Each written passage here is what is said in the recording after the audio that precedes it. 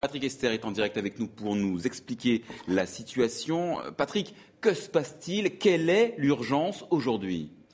L'urgence absolue aujourd'hui, c'est d'essayer de faire baisser la température du réacteur numéro 3 et puis d'essayer également de faire remplir d'eau la piscine de ce même réacteur dans laquelle des éléments combustibles irradient fortement. Donc il faut absolument réussir à faire baisser ces températures et également essayer de voir si on peut mettre de l'eau pour faire barrière radiologique et éviter que les rayonnements n'aillent trop loin.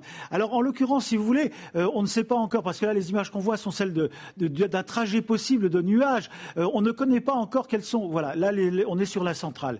Donc l'urgence, je vous le disais, c'était de refroidir ce réacteur numéro 3 qu'on voit fumer ici, et puis la piscine de ce même réacteur qui dégage une radioactivité phénoménale parce que les combustibles ne sont plus immergés. Or, l'eau sert à la fois à refroidir, mais également ça sert de barrière radiologique. Le réacteur lui-même est en surchauffe. On ne sait pas d'ailleurs si son enceinte de confinement est totale.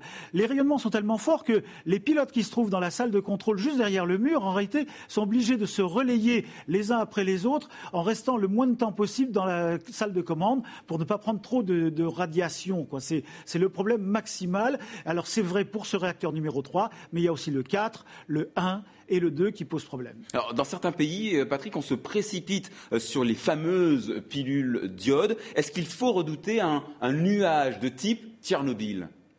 Alors vous savez, sur la zone même de la centrale, dans un rayon à peu près de 20 km, on a fait en sorte que plus personne n'habite. On leur a demandé aux Japonais de partir.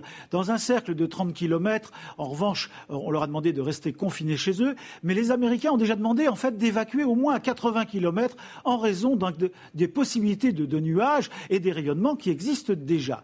Alors en réalité, ces rayonnements en fait ne posent pas de problème particulier plus loin. En revanche, toutes les projections de particules qui sont émises peuvent très bien aller beaucoup plus loin. Il se trouve qu'on le voit sur cette image, la circulation de l'atmosphère terrestre avec les jet streams ne mélange pas l'hémisphère nord et l'hémisphère sud.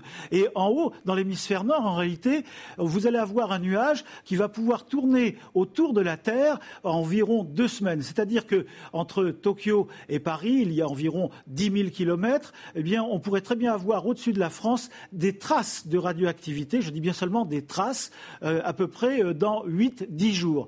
Alors des traces de radioactivité, ça veut dire que surtout, il ne faut pas se précipiter sur les pilules d'iode parce qu'on risque beaucoup plus de se contaminer, de s'intoxiquer avec cette iode que de soigner éventuellement les méfaits de la radioactivité. Patrick Esther, merci beaucoup pour toutes ces explications.